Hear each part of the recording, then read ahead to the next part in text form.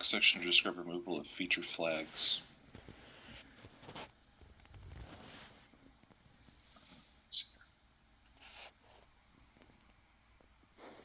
Subsequent work section. Here we go. So we did add that in here. Sydney, I don't know if do you already have this pulled up, the backend tech design?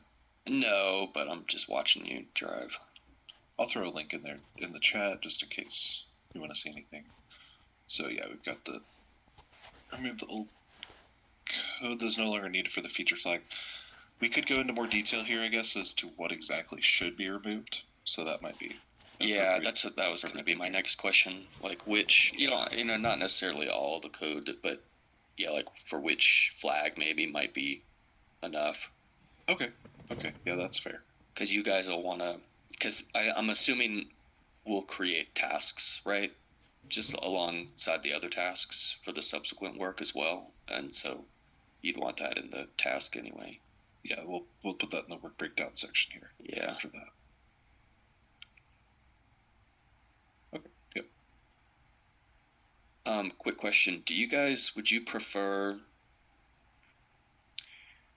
you like having the work breakdown near the tech design? Do you like doing it like this? Thinking for the future.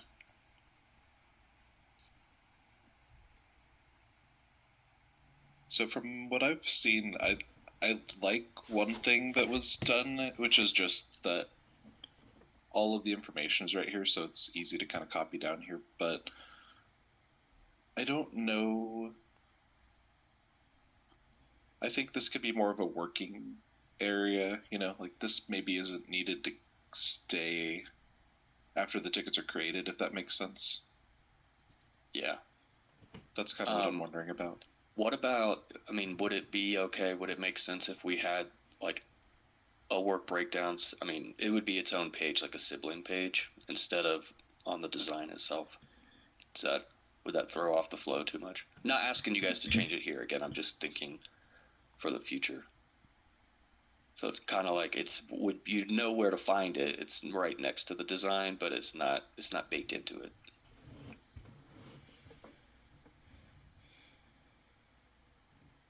I don't think it matters too much. If anybody else has an opinion, feel free to speak up, but I think that would be fine. I can. Go ahead. Oh, sorry, Devin. I was gonna say I don't know if I prefer one way or the other. I will say that's the one section of this though that it confuses me the most because, and maybe it's a front end thing because that's what like the QA side is testing more. But just how we break down the tickets and how that matches with stories and who's responsible for that. That's a gray area for me. So I don't care where it goes, but I just wanted to mention that. Okay. Yeah, and I'm not sure how everybody else is using it either, and because I know. Well, I guess it maybe just depends on the team and who's doing what. But to me, the most important part, I think, is that the developers are definitely saying these are the tasks that need to be created. In the past, that kind of has come from the BSAs, and it doesn't really work out from a technical standpoint. So whether maybe work breakdown is kind of like that would be the next step after approvals is to be like, okay, well, you guys have this page, like take what was in the design and you come up with how it makes sense in terms of now whether that's tasks or stories, I don't know, but at least like list them all out how you see fit, and then let the BSAs run and create, or the tech writers or whoever needs to create the tasks. But yeah, the details I don't really know, but I think it is important that the developers define what tasks need to be created. I'm leaning towards agreeing with you, Sydney. I've seen the exact same thing, which is that the non-technical people creating the tasks, they just don't know, as much as we might about what exactly needs to be done. Yeah. And there have been times in the past where we had very little to no tech design and we're trying to create tickets. And that was very difficult, but now going through this process, I realize it's not because, the tech writers are better at it or BSAs are better at it. It's that the technical team needs to know these details before we should really be creating tasks. Right. Yeah. Task level items. Okay. So yeah, I think you're correct. Okay. Okay, sorry, not to derail. No, it's a good call out. But yeah, okay, cool. So add the specific flag, because then work breakdown or the task creation will need to know which one we're talking about. And then, which one are we talking about? Just to make sure I'm understanding. From the service and the site, which feature flag is this? This is subsequent work, meaning after the project is kind of like gone and enabled in prod. Yeah, it's after it's. I don't know what you want to say. After it's been deployed and functional. So is it feature flag for this project, basically? Mm-hmm. Okay, gotcha. Okay, so okay, that makes sense. Yeah. Yeah, you might even say, you could name the flag, but also like remove feature flag from location service that was created for this project. Just something specific, but if you have the name, that's fine too. Yeah, and that was another one of the asks from Kelly, which I think it was Kelly, which is or somebody. Update the name of the feature flag. So we did that. So just Okay, cool. Yeah. Store hours. Yeah, enabled. So we did change that. Be a little bit more specific to this project. So there's that. We do have where is it? Somewhere here.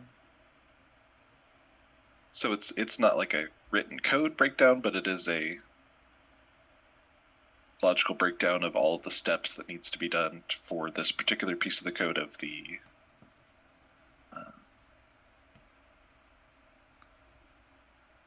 format pickup time display. That's what it was. I was trying to remember what it was. Yeah, cool. Yeah, so down here. Let me see which. Okay. Yeah, and we talked about this. Okay, I need to respond to Ben on that. That was where we were looking at the inventory service and how it doesn't account for stores being closed on certain days or whatever, but we decided that's outside of the scope of this project. Yeah. Even though it's definitely an existing problem, I guess I would say, or yeah, potential bug or whatever, but nobody has noticed it yet, I guess. So. Right. Room for improvement. Yeah, for sure. Yeah, so I think this here is kind of where we went into that.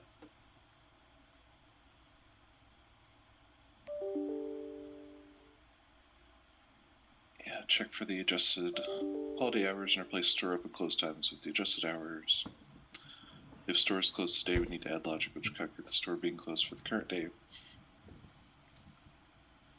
Then check for the next 7 days worth of possible closed. So basically if this isn't clear, let me know, but basically now we can have a store be closed, right? And it can conceivably go on for up to 7 days because we have 7 days worth of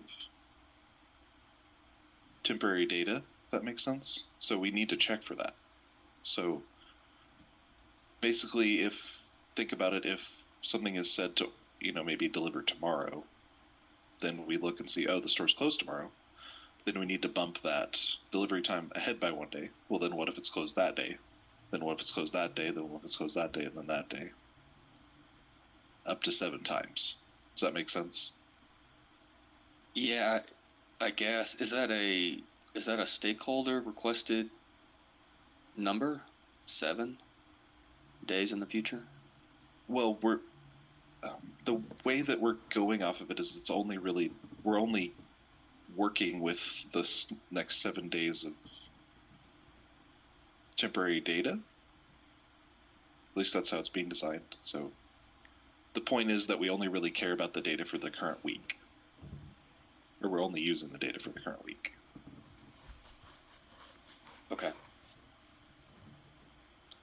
So I thought of this possibility, and I mentioned it to Ben, I think, and he took to stakeholders and said,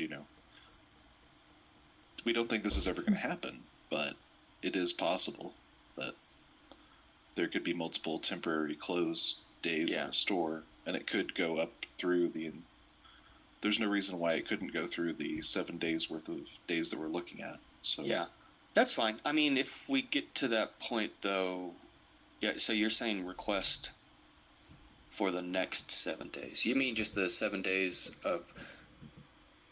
So let's say we're in the middle of the week. Are we saying 7 days from today, or are we saying the rest of the week? 7 days from today. Okay, cool. And so we're not we don't need more than that 7 days worth of temporary data. Right. Okay. But when we get to the end of it and we don't know, like they could be open on the 8th day, but we don't care about that, right? Is what we're saying. We're just going to mark it as, we're not going to, basically it just won't, you can't pick it up. It's not available.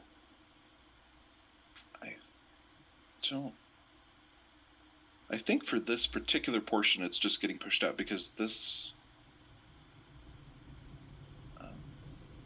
particular method is just returning the pickup time.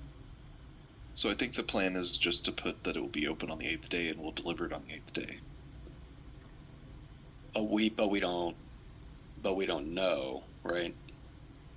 That's correct. So that's probably not, we probably shouldn't do that unless that's what the stakeholders want. Well, I think everybody is thinking of this as an extreme edge case that's never going to happen to begin with. So it's kind of a fallback measure of at least there's something. At least we'll do something about it. Okay. Can you basically cover it? Yeah. Can we still, though, even though it's an edge case, we probably should not show that it's available if we don't know that it's available. Is there any way, even though this is just formatting the pickup time, can we just return null or throw an exception if that occurs so that the calling code knows, this is basically we don't know. They're closed for the next 7 days. We don't know what's going on the 8th.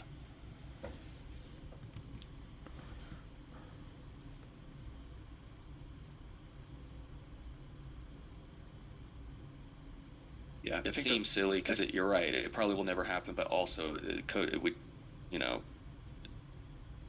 we should take the opposite perspective. Definitely not show that it is available when we don't really know. Yeah, I think we'll have to rework some of the code around that for sure if we're going to add that in, which is, totally, we need to do what needs to be done. So definitely seems like the right way to go for that, but. Okay. If it ends up being just like a huge ordeal, let me know. But if it's, just a little bit of refactoring, maybe we could fit that in. I think what it's going to be is probably throwing an exception and then catching it and then doing something with that. So that's not, too much really. Yeah. It's likely. Part of it too is like maybe refactoring, format, pickup time, display. Well, that kind of just, I would think that would know, like if we're calling that, we would know that they are open and we would get back a valid formatted time, right? So it's almost like we would want to check for whether or not we can even do that before we even call this method. But I'm just thinking out loud. Yeah, those are details. It doesn't really matter. It's not supposed to be determining if the store is open or anything. So that that doesn't really make sense for it to be doing that. So that makes sense that it would go there instead. Oops.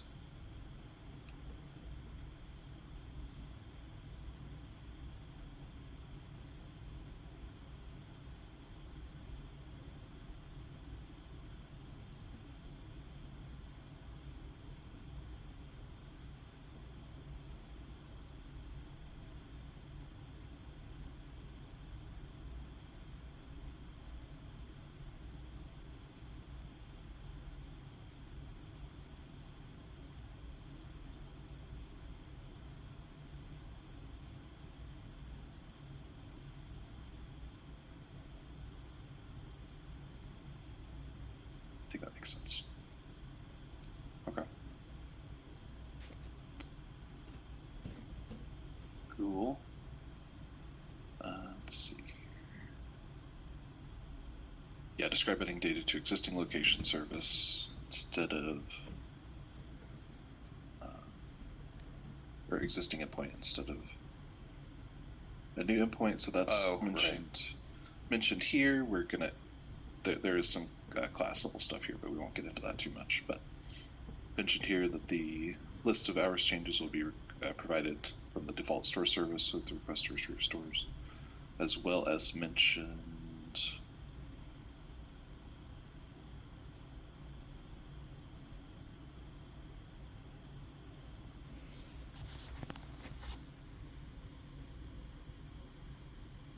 Let's see. It was mentioned somewhere else too, but that's at least definitely mentioning it there. Do you have what the new response is going to look like from the location service?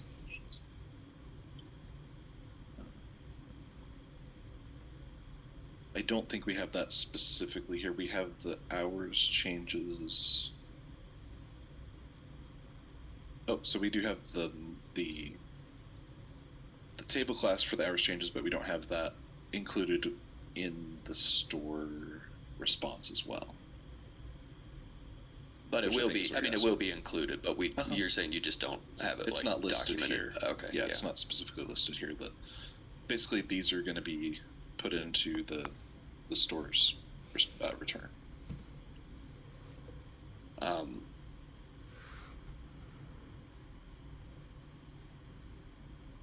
Up to 7 days out. That's how the query is going to work. Yeah, I was just thinking about that earlier. So it's probably needs to be. I just added this earlier. I think it needs to be including yesterday and tomorrow because of the time zone possibilities. We should return 9 days worth of data. Okay. Because, or not tomorrow, fine. yesterday, and I need to change this not to tomorrow, but.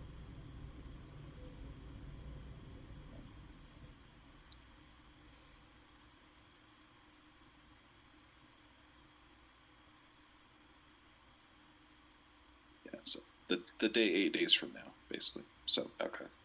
Reason for that being, we probably don't want to get into the store time zone stuff at this point. I don't know. Maybe we should be doing that here. But currently, I don't think the service cares about that, so I don't know if we want to introduce that at this point or not. I don't think so. Okay. You guys don't need to add it right now, but in the future, kind of what I'm looking for. It looks like you have like a lot of code in here, which isn't necessarily a bad thing. Like if that's how you want to organize and think about it, that's totally fine. But like endpoint changes. So like you're changing this endpoint, maybe not the name of it, and maybe not the request, but the response is going to change. So like that's definitely something that we are going to want in future designs, is just to show like, here's the response, the whole thing, here are the new parts. But like I said, it's not, you don't need to do it right now because you have I get it. So there's just going to be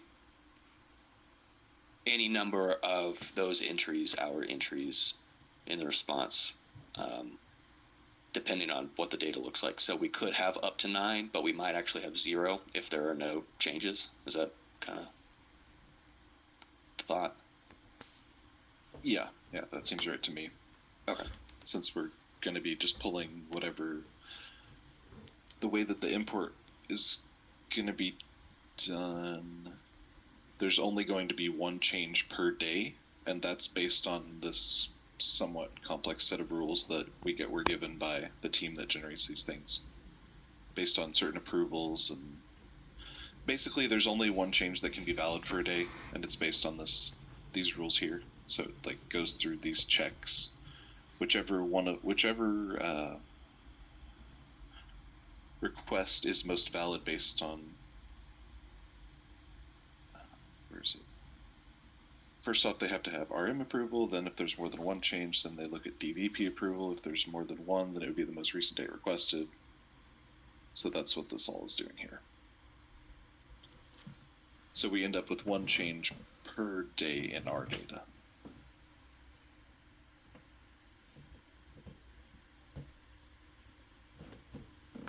At most. Okay. So this query is gonna be in the ETL. Uh-huh.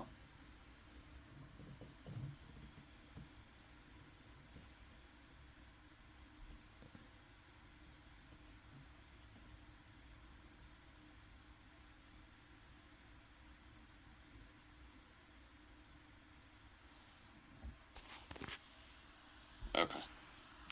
Okay. Is that gonna work with the caching? So what do we, if we're putting it on so other parts of the store data today, because I know Devin, you were already looking at it for the, like on the service side, that data is cached. Are we planning on caching this, or are we planning on every time a store, is requested, we're going to have to hit the database for the temporary hours?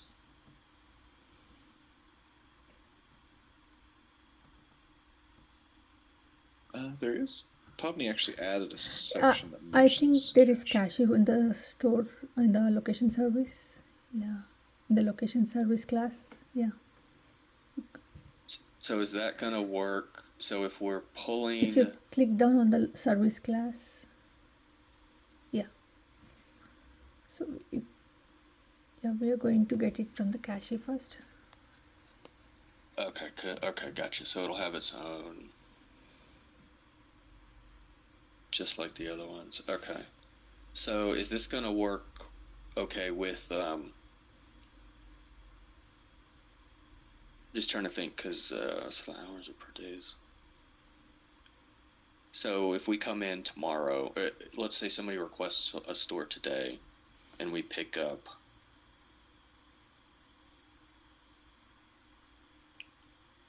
The cache is going to be invalidated like the others are after ETL, right? I don't think I spelled that part out, maybe. So that might be something that I need to add in this part of the design. But that is the plan. That was my assumption. Yes, that the Okay. cache should be invalid after that point. And the job runs. Oh yeah, I added that information you asked for, so it's going to tag on to the existing. Okay, right. ETL transfer store data, and this is the name of the new job location ETL transfer hours. Changes. Okay. And it's going to have its own record, of course, in here for debugging or whatever reason to run individually as well.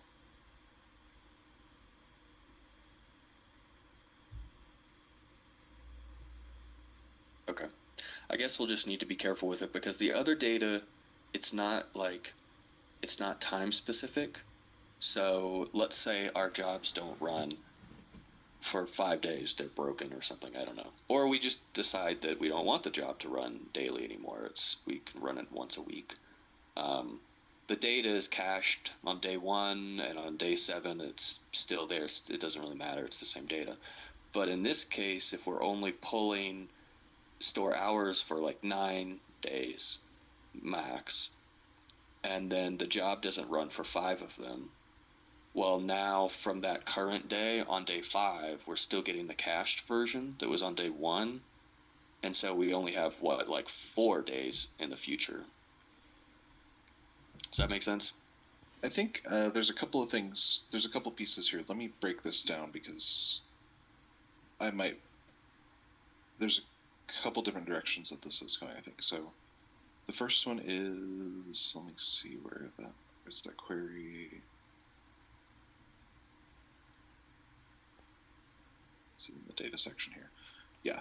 Okay, so the first one is, this is something that you asked me to do, which I thought, makes sense. So this is the ETL query. It's going to pull in more than just those days worth, right, of data, just so we have a buffer of a week in each direction, basically. So, well, this one maybe should actually be higher too. But regardless, so the ETL data is going to exist for more than those days.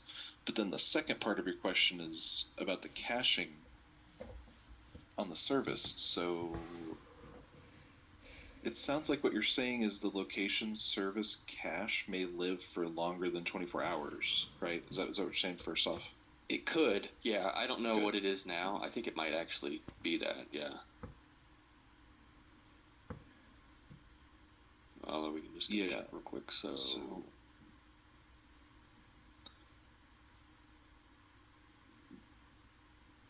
location cache. Yeah, we're not even setting. Yeah, there's no expiration technically on them. Okay. Just a max number. Mm-hmm. And so you were saying with the ETLs for the other ones, are you saying that there's an existing protocol to clear the cache when some of these other ones run, or are you saying there's not for this type for these jobs? There is. So if we have that for this one, then that would fix any kind of issues like that. But like you're saying, if it doesn't run, then it's a problem. Right. Yeah. Or if we change the schedule, it's kind of a problem. Or I guess, let's say Could be. If let's say a given store.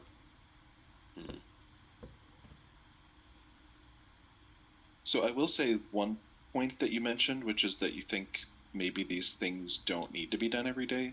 I think based on the maintenance tickets that I've worked on this and seen, this definitely does need to be updated every day because a lot of this data actually does change.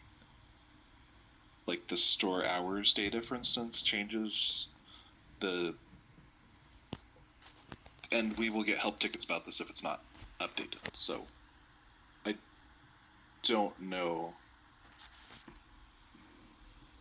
I guess all I was thinking is like this is something that needs to be updated pretty frequently. So yeah, I think that's probably fairly in line with this as well. So okay, let me just to alleviate a little bit. Why don't we do this? Could we? You're pulling in 2 weeks, 3 weeks ish into our actual location database. Yeah, that's what I have listed currently. Why don't we cache all of that for a given store? Okay. So it doesn't matter that we have 2 weeks in the past. Don't care. Client can just disregard them. It's not a big deal. And that will also cover like more in the future. Same thing. The service doesn't need to know what day the call came in,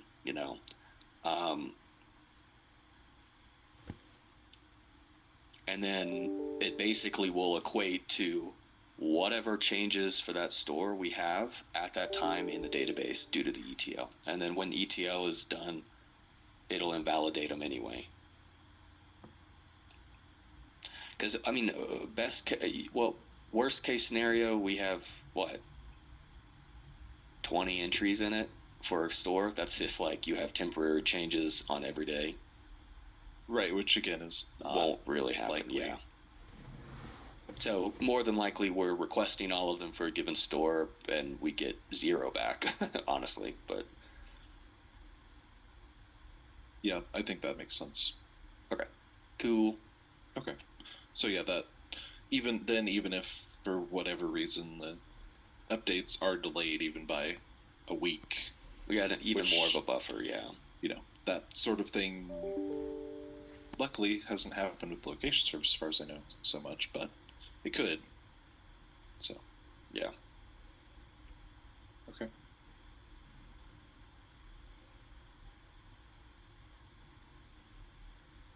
Yeah, and I'm gonna increase this time as well here probably.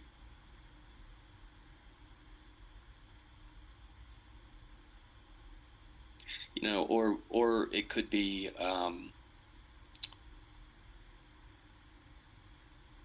you could have like a little bit of a buffer on the front side or like in the past, but then like a longer buffer in the future, maybe. I don't know.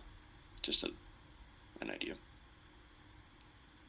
You already kind of have it there, but we'll add 2 more weeks on the end there, just to.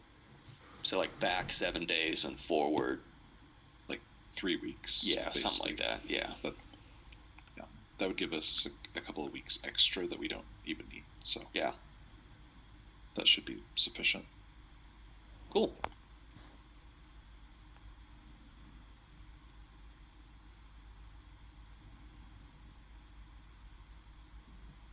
Okay, let's see. So data input section, describe it. Okay, we did that. So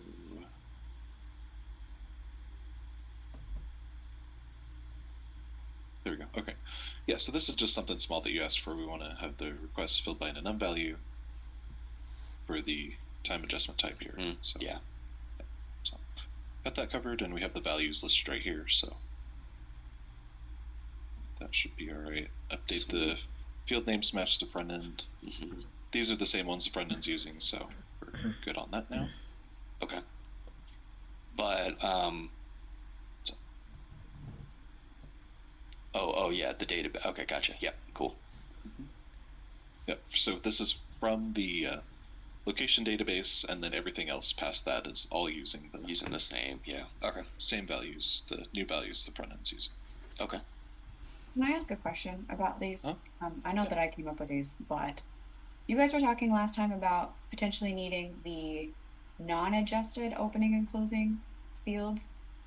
Is that still in conversation? Do we need to rename the open and close fields to be something different, or do we need, like, the front end at this point doesn't care. We just want the open and close, but I just wasn't sure if we needed to, if I didn't plan ahead far enough in even the front end naming.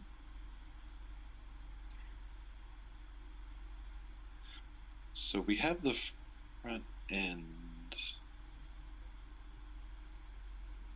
Oh well, we have the front end tech design. I think there's a link to it right here. Like, do we need to do like adjusted opening time and adjusted closing time and then opening, or does that not make sense? I'm trying to think of where we would use it. I think the whole point is that we're not using it on the front end, right? Right now we're not. I mean, I'm trying to think about if, like, Yeah.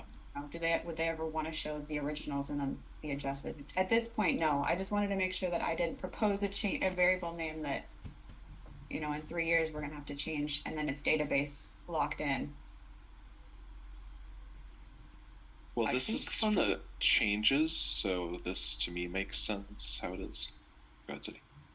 Yeah. On the back end, I think it still makes sense because like Devin said, this is an hours changes specific table. So yeah, it says open time and close time, but it's overall it's part of the changes, and then and even in the response, which I know we don't have documented here, but like in the response, we'll still have your default hours in one chunk of the JSON and your changes in another. So even if the field name is the same, it's the hierarchy should kind of indicate that it is an adjusted hour.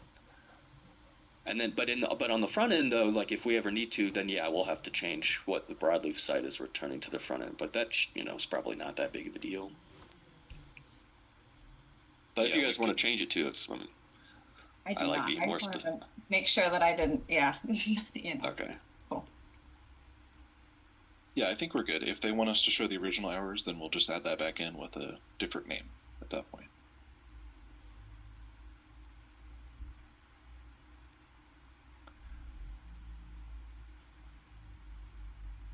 I think I will keep running through just these things, see if we can get through those, and then maybe switch to the front end. I don't want to take up all the time, of course.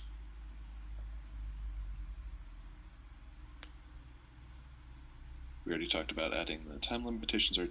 Already showed the job name. Okay, we do want to go over the endpoint specific stuff, which that is mostly covered on the front end. I have a link to it, and Jesse put together a lot of great diagrams for that, so we'll look at those in a minute, probably. Let's see if there's anything else. Work breakdown update, that's, we'll get that done whenever we get the tickets done, basically. Get those all done at the same time, and then change the table name. That is complete. So I think that's pretty much all the previously requested things are covered here. The only thing I'll mention, Devin, just looking at it right here, is that we might. So the open time and close time. What is the time data structure? What does the 2 mean? That's the. I think it's the floating point on the seconds to keep. So. But is it? It's still kind of the same format of the default hours, right? It's basically an hour and a. Wait, you said seconds? Because I mean, we're talking minutes. Well, that's just how Postgres structures saving us stuff, I think. Okay. I guess what I'm saying is, I think in the database for the default hours, it's just hour, minute, right? I think. Mm-hmm. We might want to keep it kind of consistent with that instead of using the fancy time data structure. It's just a string. Sense. I'll use whatever is already there. We'll change it to that. That makes sense. The only reason why is I in the past I've just had issues where it's like, oh well, they have this thing it's meant specifically for time. Well, that's great, but then there are other caveats about how Java integrates with it versus how it's put into the database and stored, and sometimes it like causes more issues than if you just put the string in there and the code knows what to do with it.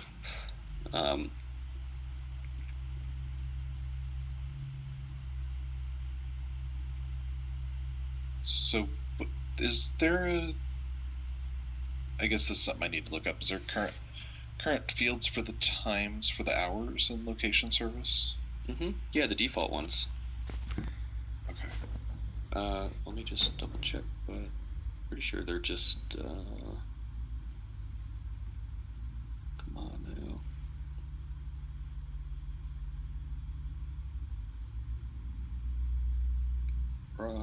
Database. Store hours.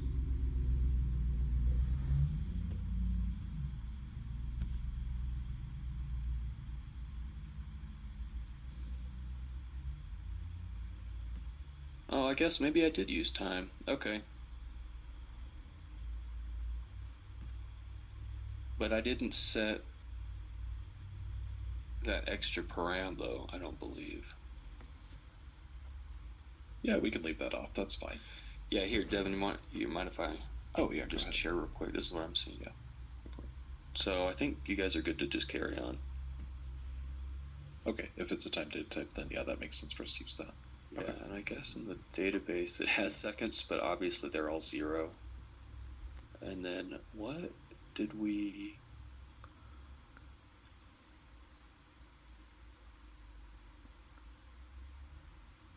local time. Okay. Okay, cool.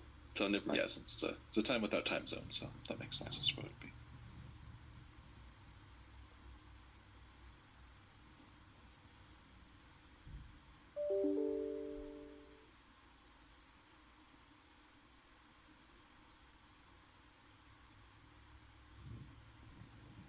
Yeah, I'll actually just make that change now since it's a small change. So we'll solve this one, and then I think Jesse, if you want to go over the request response part, or whatever other front end stuff you want to go over, because since